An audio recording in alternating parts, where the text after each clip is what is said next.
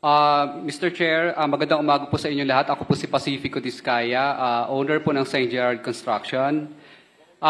Gusto ko lang, ang opening statement ko lang po ay gusto ko lang pong linawin base po doon sa sworn statement ko po sa Senate po. Kasi marami pong tumatawag sa akin na kung ako po ba daw ay may direktang transaction kay Saldico at saka kay Speaker.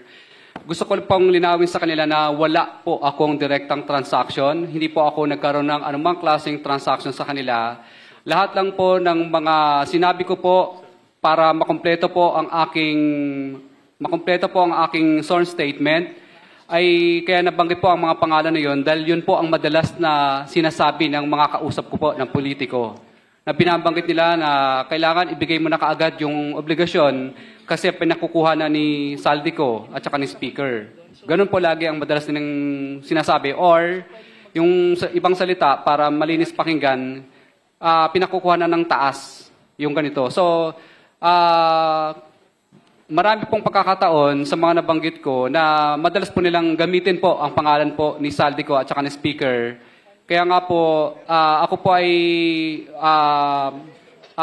gusto ko iparting din kay Speaker Saldico na baka po nagagamit lang po ng mga politikong ito ang inyo pong pangalan.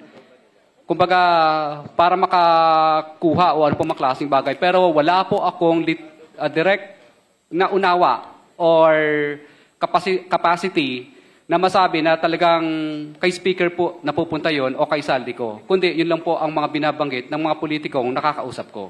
Para daw po kay Saldico at Speaker. Kaya sa akin po, mas maganda po kay Speaker at saka kay Saldico na wala po akong direktang transaction sa inyo. Ito po ang mga naririnig ko lang po ng mga salita mula po sa mga politiko na namumuwersa at namimilit na minamadali na po yung obligasyon dahil dadalhin daw po sa inyo.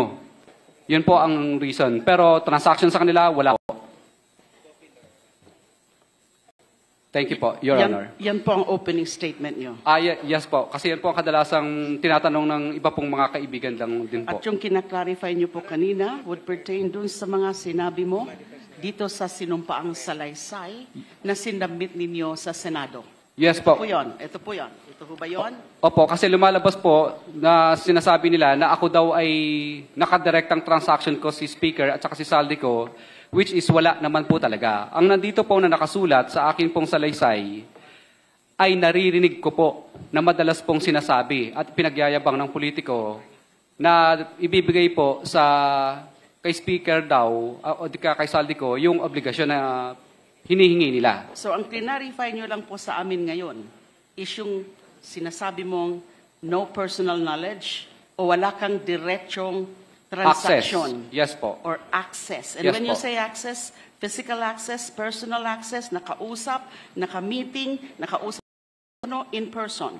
Yes po, opo. Yun po ang kinaklarify nyo. Opo.